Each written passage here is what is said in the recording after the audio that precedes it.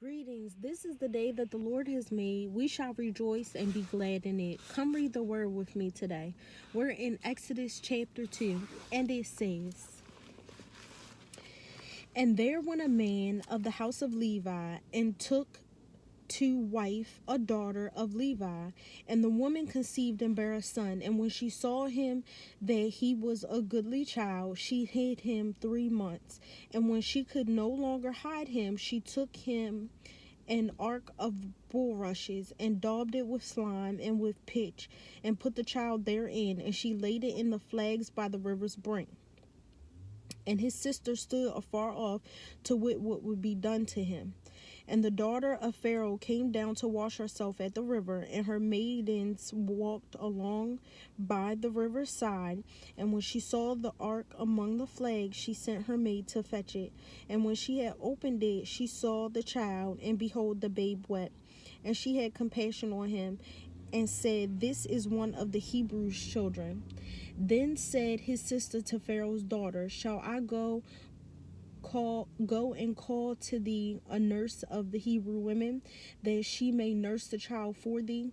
And Pharaoh's daughter said to her, Go. And the maid went and called the child's mother.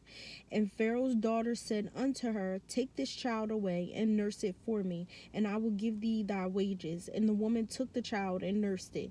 And the child grew, and she brought him unto Pharaoh's daughter, and he became her son. And she called his name Moses. And she said, Because I drew him out of the water.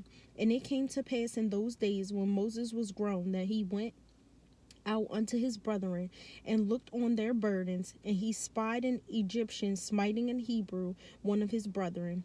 And he looked this way and that way, and when he saw that there was no man, he slew the Egyptian, and hid him in the sand. And when he went out the second day, behold, 2 men of the Hebrews strove together. And he said to him that did the wrong, Wherefore smitest thou thy fellow? And he said, Who made thee a prince and a judge over us? Intendest thou to kill me as thou killedst the Egyptian? And Moses feared and said, Surely this thing is known.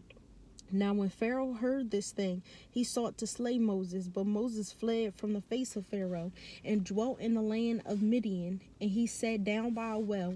Now the priest of Midian had 7 daughters, and they came and drew water, and filled the troughs to water their father's flock.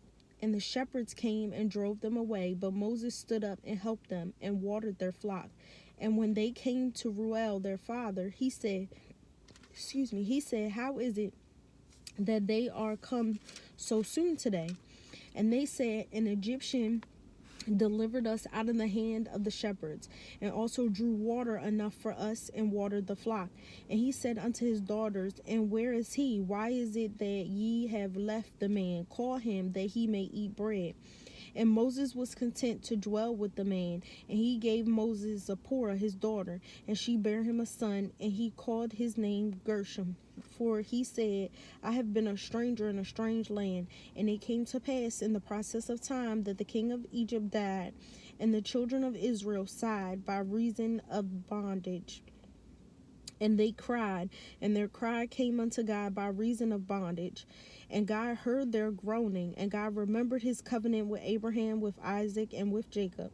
And God looked upon the children of Israel, and God had respect unto them. Amen. See you next time.